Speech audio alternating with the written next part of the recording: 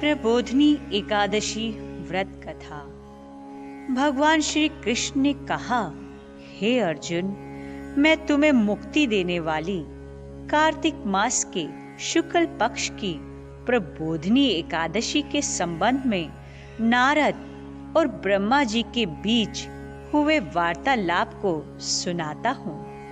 एक बार नारद जी ने ब्रह्मा जी से पूछा, हे पिता, प्रबोधिनी एकादशी के व्रत का क्या फल होता है, और आप कृपा करके मुझे यह सब विस्तार पूर्वक बतलाइए। ब्रह्मा जी बोले, हे पुत्र, जिस वस्तु का त्रिलोक में मिलना दुष्कर है, वह वस्तु भी कार्तिक मास के शुक्ल पक्ष की प्रबोधिनी एकादशी के व्रत से मिल जाती है। इस व्रत के प्रभाव से पूर्व जन्म के किए हुए अनेक बुरे कर्म क्षण भर में नष्ट हो जाते हैं। हे पुत्र, जो मनुष्य श्रद्धा पूर्वक इस दिन थोड़ा सा भी पुण्य करते हैं, उनका वह पुण्य पर्वत के समान अटल हो जाता है। उनके पितृ विष्णु लोक में जाते हैं। ब्रह्म हत्या आदि महान पाप भी प्रबोधिनी एकादशी के दिन रात्रि को जागरण करने से नष्ट हो जाते हैं। हे नारद, मनुष्य को भगवान की प्रसन्नता के लिए कार्तिक मास की इस एकादशी का व्रत अवश्य करना चाहिए।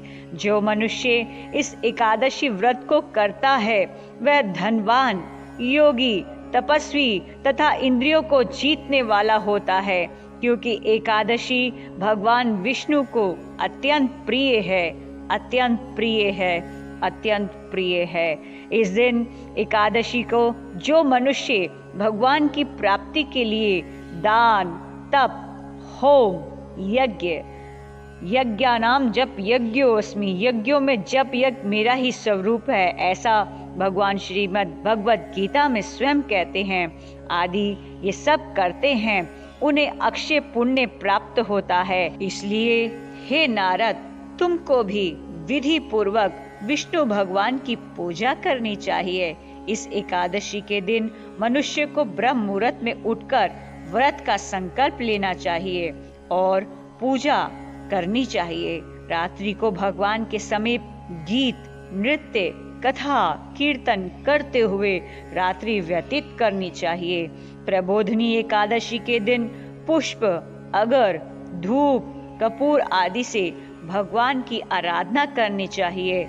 भगवान को अर्घ्य देना चाहिए। इसका फल तीर्थ और दान आदि से करोड़ गुना अधिक होता है। जो गुलाब के फूलों से, बकुल और अशोक के पुष्पों से, सफेद और लाल कनेर के फूलों से, दूर्वा दल से, शमी पत्र से, चंपक पुष्प से भगवान विष्णु की पूजा करते हैं, वे आवागमन के चक्र से छूट जाते हैं। इस प्रकार रात्रि में भगवान की पूजा करके प्रातः काल स्नान के पश्चात भगवान की प्रार्थना करते हुए गुरु की पूजा करनी चाहिए और सदाचारी व पवित्र ब्राह्मणों को दक्षिणा देकर अपने व्रत को छोड़ना चाहिए।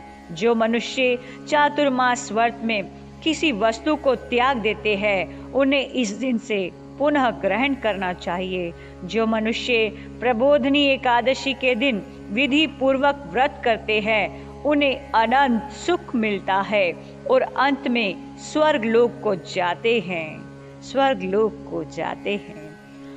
ओम नमो भगवते वासुदेवाय। ओम नमो भगवते वासुदेवाय। गोविंद की प्यारी एकादशी, भक्तों की प्यारी एकादशी, पापों को मिटाती एकादशी, पुण्यों को बढ़ाती एकादशी। एकादशी प्यारी एकादशी,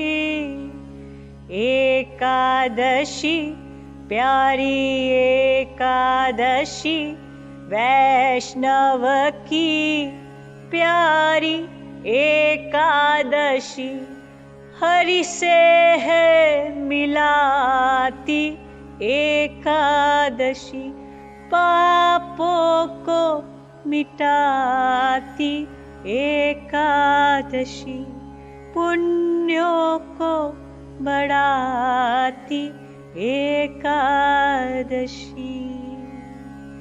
जी हाँ मित्रों, हमें प्रयत्न पूर्वक एकादशी व्रत को करना चाहिए और अपने जन संपर्क को यह एकादशी व्रत रखने की प्रेरणा देनी चाहिए। जय श्री कृष्णा, जय मदन गोपाल।